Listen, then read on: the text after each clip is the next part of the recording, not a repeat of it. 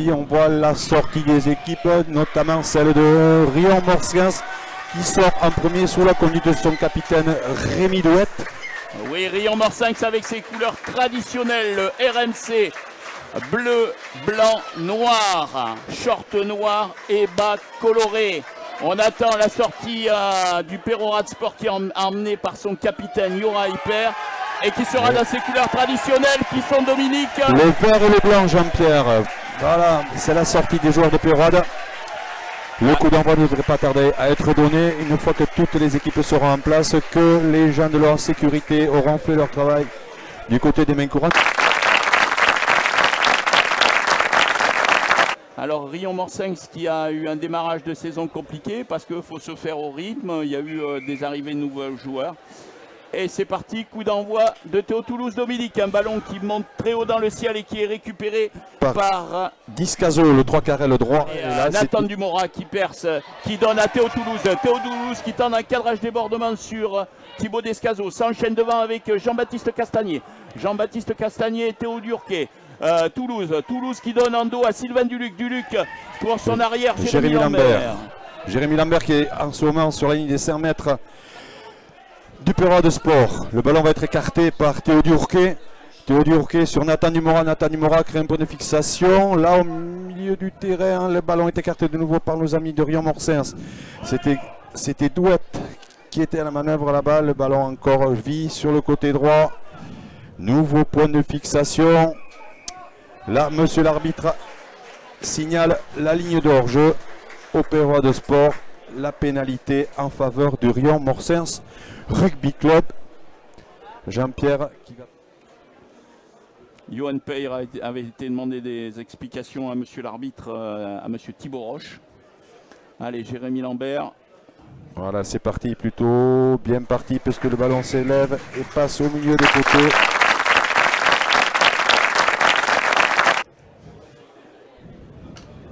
Allez, Berdet au lancer.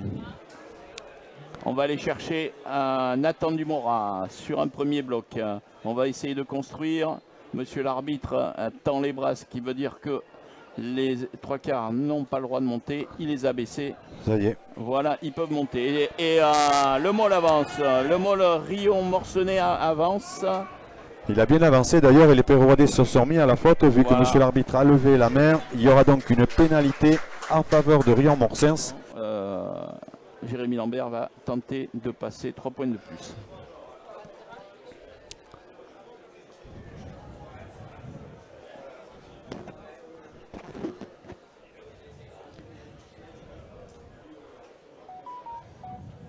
Voilà, c'est parti pour Jérémy Lambert. Le ballon s'élève. Et il est passé. Et passe au milieu des poteaux. C'est ça, c'est peut-être pour venir remplacer le numéro 1 qui avait l'air touché là-bas. Voilà, prise de balle de Dubois, Vincent. Ça avance petit pas pour le moment. Attention, le môle est bien construit, ça avance, attention de ne pas se mettre à la faute. Et Riom-Morsens s'est mis à la faute. Avantage, est-ce que... Ouais, monsieur l'arbitre arrête carrément le jeu. Ouais, il y aura une pénalité. Allez, pour l'ouverture du score sur Bernard Ducamp du Perorat Sport.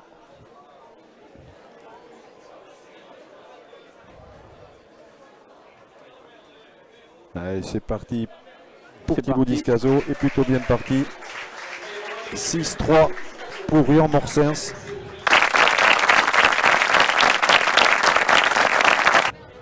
Allez, ça enchaîne avec Eli Loco qui joue en dos. Sylvain Duluc comme un 3 quarts centre. Pour Lambert. Jérémy Lambert dans les mains, bien plaqué. C'est un petit peu dommage qu'il ne fasse pas la passe de plus parce que Maxence Anjalbal a le temps de revenir dans le terrain. Allez, Eli qui avance. Attention, il est solide. Il est solide. Pousse. Attention de ne pas se mettre à la faute côté Peroradais. Ouais. Et ça y est. Voilà. On voit que la ligne de 3 quarts. Jean-Pierre, si on pouvait avoir un plan large de ça, on ne peut pas, je pense pas. Non, mais on voit bien la ligne de 3 quarts. Ouais, voilà, la ligne de 3 quarts de Riom-Morsens. Et pénalité. Voilà, pénalité. À ce coup-ci, c'est le cocher Peroradais qui a perdu ses appuis. Ce coup-ci, c'est Julien Le Bonnet qui a perdu ses appuis. Jérémy Lambert à la manœuvre. Joueur d'expérience. Et voilà, c'est parti pour Lambert. Passe au milieu des poteaux. Et moi, je l'ai vu. Oui.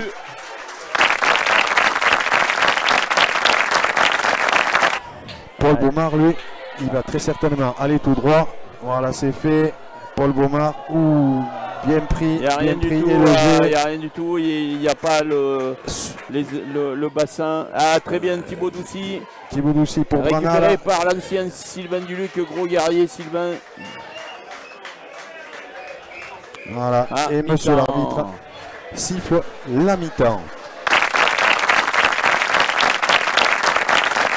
Thibaut a choisi de taper côté droit. Voilà. Très beau coup de pied pour la récupération des Péroradais, mais qui est récupéré par Rion Morsinx. Attention, un joueur s'est blessé. Je crois que c'est Sylvain Duluc. C'est Sylvain Duluc, oui. Sylvain Duluc s'est fait mal sur sa réception, je pense. Et là, le ballon. Allez, on va sortir du camp par l'intermédiaire ou de Théo Toulouse ou de Jérémy Lambert. Et ça joue. Et c'est Maxime Vaux qui relance ce ballon là pour Rion Morsinx. Il est bien suivi par Maxence Anchalbal. Voilà. Ballon sorti.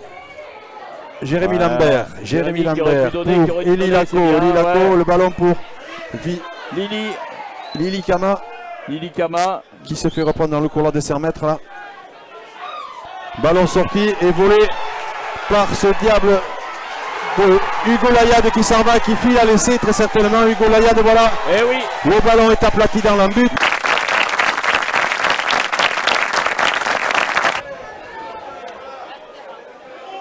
Tout le monde n'est pas d'accord sur cette sortie de ballon apparemment ici, Jean-Pierre. Hein. Oui, après, bon, il y a beaucoup d'interprétations. Hein. C'est ça. Donc, ballon pour Discaso pour cette transformation d'essai. C'est un peu contre le cours du jeu parce que Rion Morsinx était revenu et faisait des choses intéressantes. Mais bon, là, voilà. Et il y a le plaquage qu'il faut maîtriser parce qu'il a fait quand même 50 mètres. C'est ça. Et on va passer à 10 à 8. Par contre, elle passe cette transformation.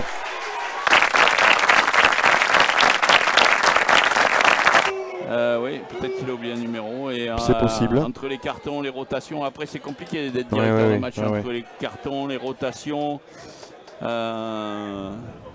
Après, je pense qu'il faut le noter sur une tablette, il faut le valider. Ça ne fait pas faire un gagnant du temps tout ça, Jean-Pierre? Non. Mais après, pour les joueurs comme il faut. Mais c'est plus de sécurité, oui. Allez. Introduction Rion Morsinx, Jean-Baptiste Castagnier est re-rentré. C'est Corentin Lafargue qui introduit ce ballon. Une grosse poussée Pérode et voilà, la sanction tombe. Pénalité pour Peyrorade.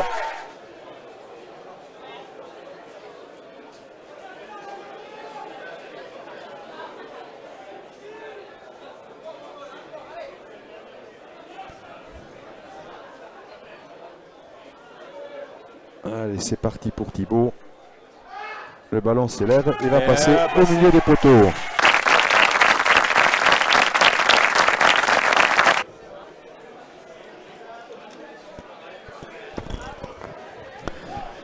Mais les coachs de Rion Morsinx demandent à ce que Jorgazé re-rentre, mais l'arbitre va quand même donner la mêlée à faire. Introduction Gatuin Simon. Poussée Péroradez. Pénalité de nouveau, comme tu le dis Jean-Pierre, ça sent l'essai de pénalité tout ça, à la longue. Mais je pense qu'ils prennent pénalité ou reprennent la mêlée. Exactement. Il reste 2 minutes de jeu. Ils vont prendre les points de Thibaut au chrono.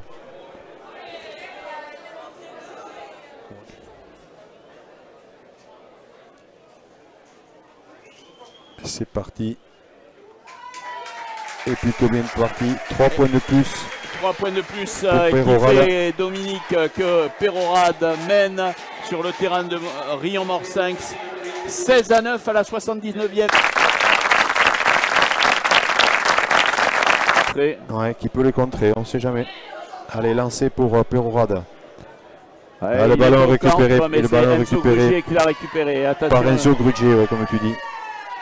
Et le ballon mis en touche par Simon Gatuin. Voilà, le monsieur arbitre siffle la fin de ce match. Oui, la fin de ce match qui se termine sur le score d'Omi 2. De 16-9 pour le Perorat de Sport, ici à Rion-de-Lande, au stade Bernard Ducamp. Oui, voilà.